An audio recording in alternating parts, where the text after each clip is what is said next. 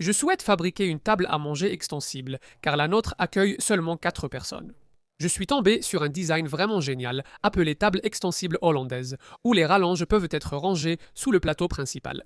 Mais c'est à ce moment-là que j'ai réalisé que ce n'était pas aussi simple que ça en avait l'air. J'ai passé beaucoup de temps à dessiner sur mon ordinateur pour comprendre son fonctionnement, et je crois avoir découvert le secret il y a quelques années. J'ai gardé chaque morceau de chaîne qui restait de différentes commandes, ainsi que quelques morceaux de chaîne récupérés. Je ne sais pas si j'aurai assez pour fabriquer la table, je vais d'abord faire le plateau. Je commence par le corroyage, qui ne s'est pas déroulé comme prévu, car beaucoup de ce bois n'était pas du chêne. J'y reviendrai dans un instant. Le but était d'avoir un champ et une face droit sur chaque pièce de chêne pour vérifier que j'avais assez de bois, et ensuite identifier le fil du bois et choisir les pièces à placer.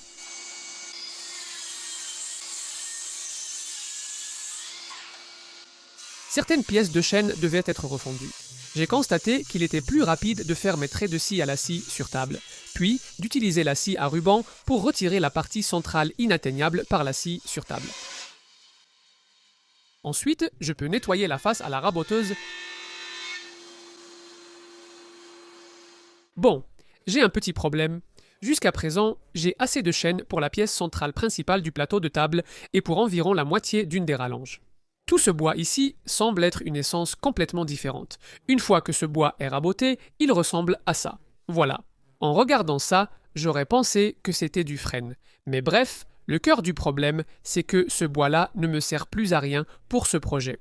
Donc, je vais faire quelque chose que je ne fais pas très souvent. Je vais en fait aller acheter du bois, donc voici la pièce des chutes chez un de mes marchands de bois locaux. Comme vous le voyez, ils ont en stock de nombreuses variétés de chêne et d'autres bois durs. Comparer le chêne anglais, européen et blanc américain était intéressant. Le chêne blanc américain convenait le mieux. Aux planches que j'avais déjà débitées à l'atelier, et heureusement pour moi, il était aussi moins cher que les autres variétés. Bien que je ne sache pas vraiment pourquoi. J'ai pris 5 planches, ce qui est suffisant pour mon besoin, et cela m'a coûté 96 livres, soit environ 123 lias. Donc, retour à l'atelier pour passer chaque planche à la raboteuse. Et je veux que mes 3 plateaux fassent 20 mm d'épaisseur. J'ai collé en petites sections. Je n'utilise ni lamelles, domino ni tourillon car les planches sont droites, donc il suffit de bien les aligner. Pendant le serrage,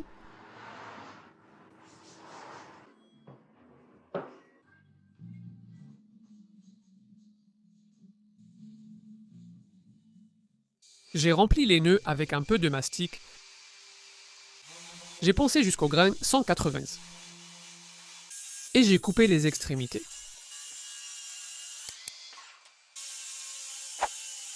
À ce stade, j'ai le plateau principal et mes 2 rallonges où le fil du bois est perpendiculaire à celui du plateau principal, après avoir coupé une extrémité des rallonges. Je peux ensuite marquer l'emplacement de la seconde coupe pour qu'elle corresponde à la largeur du plateau principal. J'aurais préféré que le fil du bois soit dans le même sens, mais mes planches étaient trop courtes. Et de toute façon, je pense que ça rend bien maintenant pour fabriquer le cadre. Je doutais d'avoir assez de chaîne, puis j'ai réalisé que les vieilles rampes en chêne achetées il y a des années suffiraient pour fabriquer les pieds de ma table. Je dois juste faire quelques découpes stratégiques.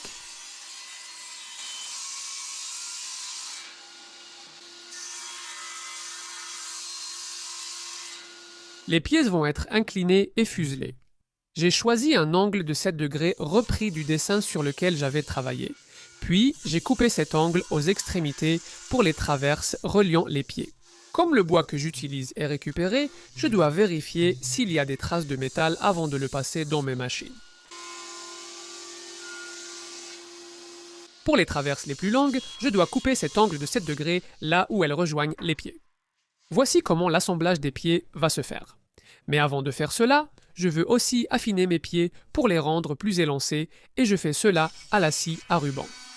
Ceci est une lame neuve, donc j'ai obtenu une coupe vraiment propre en vérifiant que tous les pieds correspondent bien. J'ai décidé d'ajouter un léger quart de rond.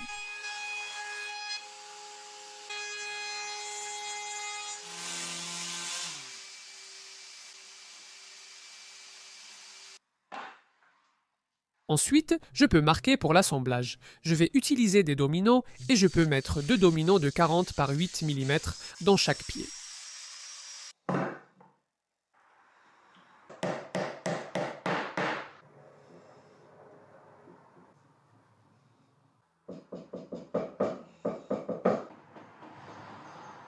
J'ai découpé quelques cales dans des chutes pour pouvoir serrer tout ça. Et j'utilise aussi un serre-joint en bas de l'assemblage, juste pour rapprocher les pièces afin de bien fermer les joints.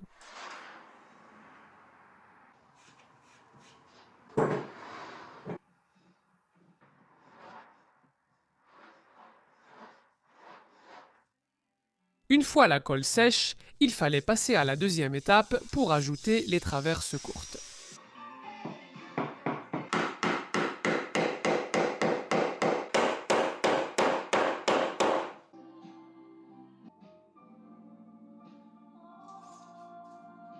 Ensuite, je peux appliquer la finition sur tous les éléments. J'utilise de l'huile cire dure et la raison pour laquelle je fais ça maintenant, plutôt que plus tard, c'est parce que j'allais partir pour un long week-end. Et la première couche d'huile cire dure peut prendre jusqu'à 3 jours pour sécher. Et je déteste ne pas avoir accès à mon atelier pendant que j'attends. Quand je suis rentré de mon voyage, ça a l'air bien, mais il faudra une deuxième couche. Mais avant de l'appliquer, j'ai égrené avec du papier de verre grain 400 pour que tout redevienne bien lisse. La deuxième couche sèche généralement bien plus vite que la première. Environ une journée a suffi et le résultat était vraiment beau. Jusqu'à présent, tout ce que j'ai fait est resté dans ma zone de confort et tout s'est vraiment bien passé jusqu'ici. Habituellement, j'aurais déjà commis une ou deux erreurs à ce stade, mais la prochaine tâche n'est clairement pas dans ma zone de confort. Tout ce qui touche au mécanisme d'extension et à son fonctionnement.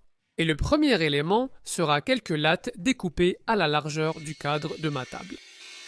J'ai toujours eu du mal avec les éléments mobiles et mécaniques, donc cette étape de la construction m'intimidait, mais je devais faire confiance à mon dessin. Parce que si le mécanisme fonctionnait sur le dessin, ce qui était le cas, alors ça devrait aussi fonctionner ici.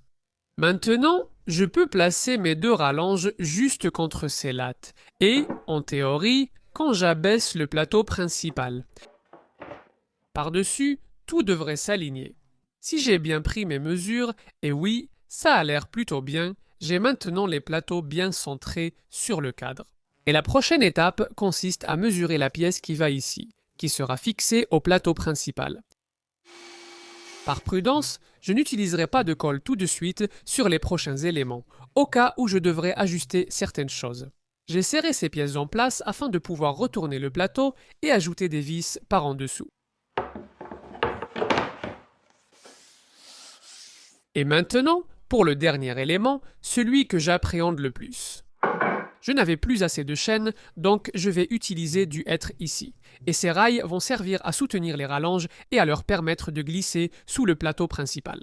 Donc je reporte les mesures de mon dessin en croisant les doigts. Je vais bientôt expliquer en détail le fonctionnement de ces rails, mais pour l'instant, je peux les découper à la scie à ruban et les installer. Pour expliquer la conception de ces rails, il vaut mieux les voir en deux parties. Je crois que dans la première moitié, ces crochets s'insèrent sous les rails, là où la partie plate leur permet de reposer contre le dessous. Le bord inférieur de ces rails est plat, mais le dessus est effilé jusqu'à un point où ils ont une autre section plate qui soutient les extrémités du plateau central principal. Maintenant, en regardant la seconde moitié des rails, le dessus reste plat jusqu'à l'extrémité pour soutenir les rallonges, qui dépassent le bout des rails. Le dessous de ce rail est également effilé, mais il possède une petite zone plate à l'extrémité, qui, lorsque les rallonges sont en position fermée, s'appuie contre une encoche. Je m'apprête à la tailler dans les traverses courtes de la table. C'est simplement ma propre interprétation du fonctionnement du mécanisme. Je ne suis pas sûr que ce soit ainsi qu'une table hollandaise extensible fonctionne. Ces découpes doivent être faites à la bonne profondeur pour soutenir la rallonge à la hauteur adéquate, afin qu'elle soit alignée avec le plateau central. Donc, j'ai dû revenir sans cesse pour ajuster ces encoches, en enlevant un peu à chaque fois et en vérifiant continuellement.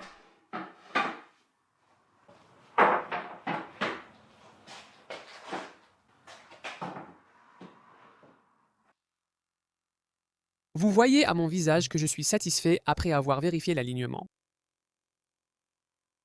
et un niveau confirme que c'est bien plat. À ce stade, je coupe une cale temporaire qui correspond aux dimensions de la distance entre les deux encoches. Cela va simplement aider à tout maintenir en place. Ensuite, avec la partie centrale du dessus en place, je peux présenter ma rallonge et je vais ajouter quelques cales entre les deux. C'est juste pour m'assurer que rien ne coince quand tout sera assemblé. Plus tard, je peux ensuite fixer les traverses, toujours sans colle, car j'ai encore des doutes sur le résultat.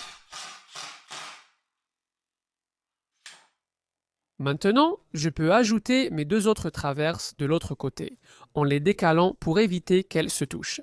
J'ai répété le même processus. À ce stade, après quelques ajustements et tests du mécanisme, j'étais confiant que tout fonctionnerait. Je suis donc revenu à y ajouter de la colle, puis fixer de nouveau avec des vis. Autour des bords, il y avait de très légers problèmes d'alignement entre le plateau principal et les rallonges, à peine 1 mm environ, ce qui n'était pas vraiment gênant. J'ai décidé de poncer et refaire la finition de tous les bords pour qu'ils soient alignés, et ajouter une finition aux éléments bruts.